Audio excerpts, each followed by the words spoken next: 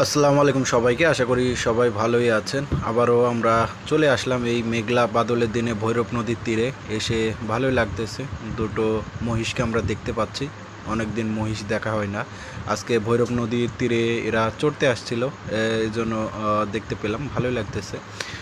কিছুদিন যাবৎ নিম্নচাপের কারণে ভৈরব নদীর এই পাশে টা আসলে অনেক সবুজ হয়ে উঠেছে। আর অনেক গাছপালা এবং ঘাস লতাপাতাতে সবুজে সবরণ্য হয়ে উঠেছে। ভালো লাগতেছে। এই নিম্নচাপের ভিতরে ঘুরতে আসলাম ভৈরব নদীর তীরে।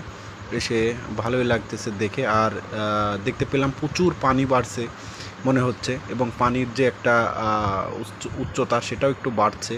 আর এর পাশাপাশি দেখতেও ভালো লাগতেছে এই পানি, কারণ স্বচ্ছ পানি ভৈরব নদীর সচরাচর দেখা যায় না, কারণ জার্মানিতে আটকে থাকে পানিগুলো।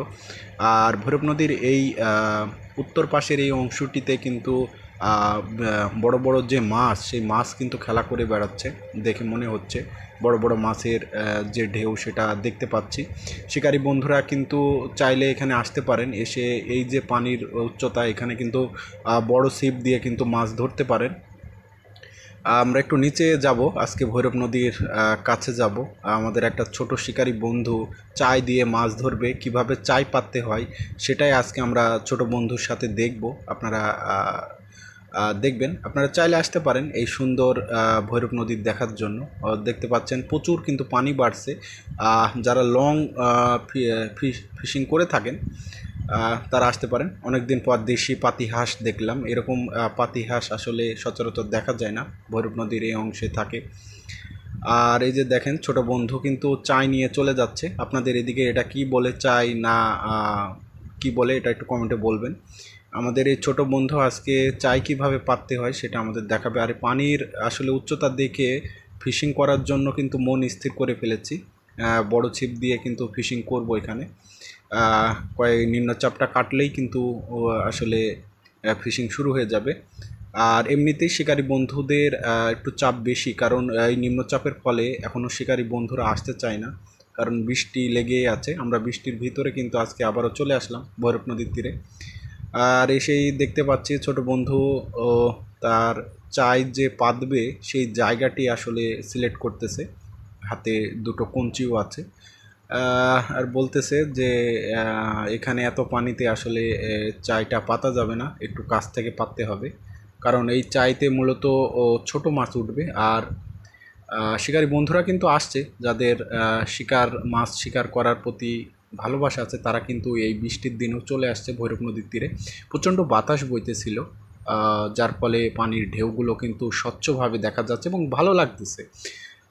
এক কথায় ভালো লাগতেছে এবং ভালো লাগারই কথা, কারণ এরকম বর্ষার দিনে ভৈরব নদীটি কিন্তু চারিদিকে শুধু সবুজ আর সবুজ হয়ে ওঠে। ভালোই লাগে দেখে।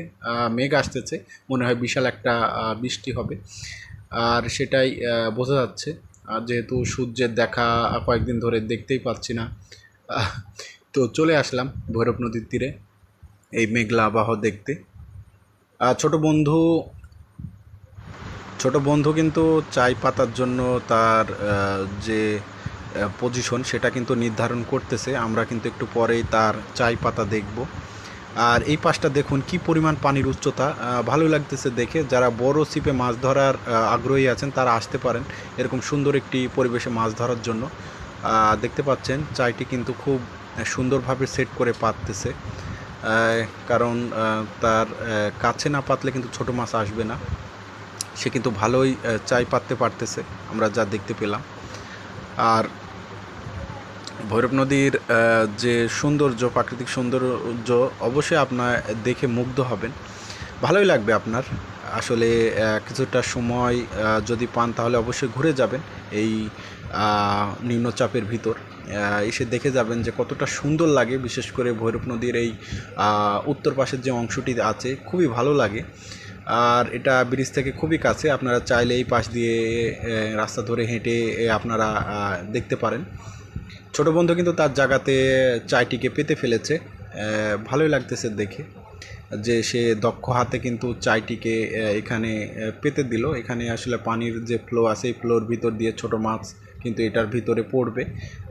এটা আরেক ধরনের মাছ ধরার পদ্ধতি। এটা হচ্ছে চাই দিয়ে মাছ ধরা, কেউ বৃত্তি বলে। আপনাদের এদিকে কি বলে এটাকে, এটা প্লিজ কমেন্টে জানাবেন। আর ভালোই লাগতেছে, আর পানি দেখে মনে হচ্ছে যে অনেক মাছের আনাগোনা আছে এই পাশটাতে।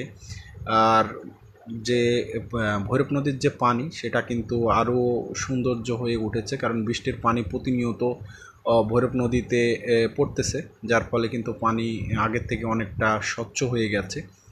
ভালোই লাগে দেখে ভৈরব নদী। আপনারাও চাইলে আসতে পারেন, এসে ঘুরে যেতে পারেন। এর মধ্যে ইতিমধ্যে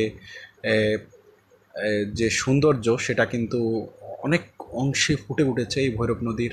আর ভালো লাগতেছে দেখে। আসলে ভালো লাগলে হবে না, আমারও ইচ্ছা করতেছে আজকে একটু মাছ ধরি বড় ছিপ দিয়ে, কারণ জীবন জীবিকার জন্য আসলে সেই সময়টুকু বের করতে পারি না। যতটুকু সময় বের করতে পারি এর ভিতরেই কিন্তু আপনাদের জন্য একটু কষ্ট করে এই ভিডিওগুলো তৈরি করি, আপনাদের সাময়িক হয়তো বা একটু প্রকৃতির যে ভালোবাসা সেটা অনুভূত করার জন্য। আর এই ছোট ভিডিওগুলো আসলে করে থাকি যাতে আপনারা একটু প্রকৃতি দেখতে পান। আর আর এই ছোট বন্ধু কিন্তু তার যে চাই পাতা সেটা কিন্তু পেতে ফেললো। এখন সময়ের অপেক্ষা এখানে মাছ পড়ার। ভালোই লাগলো। আসলে ঘুরতে ঘুরতে চলে আসছিলাম ভৈরব নদীর তীরে, এসে দেখতে পেলাম ছোট বন্ধু ও কীভাবে চাইটি পাতলো আমরা দেখতে পেলাম। আসলে ফিশিংয়ের প্রতি সবারই একটা ভালোবাসা থাকে, আর ভালোবাসা থেকেই আসলে এই ফিশিংগুলো করতে হয়। ভালোবাসা না থাকলে আপনি এত বৃষ্টির ভিতরেও কিন্তু আসলে মাছ ধরতে পারবেন না। দেখতে পাচ্ছি প্রচুর একটা জোরে বৃষ্টি আসছে, সেটারই ঝলক দেখতে পাচ্ছি সামনে। এখন আস্তে আস্তে বাসার দিকে যেতে হবে, কারণ বেশি জোরে বৃষ্টি আসলে বাসায় যেতে পারবো না। ইতিমধ্যে কিন্তু বৃষ্টি হওয়া শুরু হয়ে গেছে, আমরা আস্তে আস্তে এখন বাসার দিকে যাব। আর ভালোই লাগবে আপনাদের কিছুটা হলেও আসলে আপনাদের যে প্রকৃতি দর্শন সেটা আপনারা অনুভূত করতে পারবেন। আপনাদের ভালো লাগলে অবশ্যই একটা ছোট লাইক, একটা ছোট কমেন্ট, একটা ছোট ভালোবাসার চিহ্ন কিন্তু অবশ্যই রেখে যাবেন, এবং কে কোথায় থেকে ভিডিওগুলো দেখেন অবশ্যই জানাবেন। আসলে জীবন জীবিকার জন্য ভিডিওতে ভালো মতো সময় দিতে পারতেছি না, এবং আপনাদের একটু সাহায্য আমার খুবই দরকার, কারণ আপনারা একটু সাপোর্ট করলে আমার আগামী দিনের পথ চলাটা খুবই সহজ হবে। আপনাদের ভালোবাসা আপনাদের সাথে নিয়ে আমি সামনের দিকে এগিয়ে যাব। আর যারা একটু প্রকৃতি ভালোবাসেন অবশ্যই চেষ্টা করবেন একটু সময় পেলে প্রকৃতির কাছ থেকে ঘুরে আসার জন্য। এরকম নদী কিন্তু আসলে যেখানেই আছে সেখানেই ভালো লাগবে।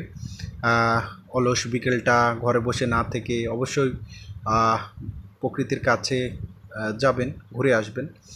আপনাদের একটু ছোট ভালোবাসা আমার খুবই দরকার, আপনাদের একটু সাপোর্ট খুবই দরকার। আর প্রচুর জোরে বৃষ্টি আসছে, আজকে বেশি বড় ভিডিও করতে পারলাম না, যতটুকু পারলাম আপনাদের দেখানোর চেষ্টা করলাম। এই নিম্নচাপের যে প্রভাব সেটা ভৈরব নদীতে কীরকম পড়তেছে বা কীরকম লাগতেছে নিম্নচাপ আসার ফলে, আর সেটাই দেখানোর চেষ্টা করলাম। চারিদিকে যেন সুন্দর। ভালো থাকবেন, সুস্থ থাকবেন। আসসালামু আলাইকুম।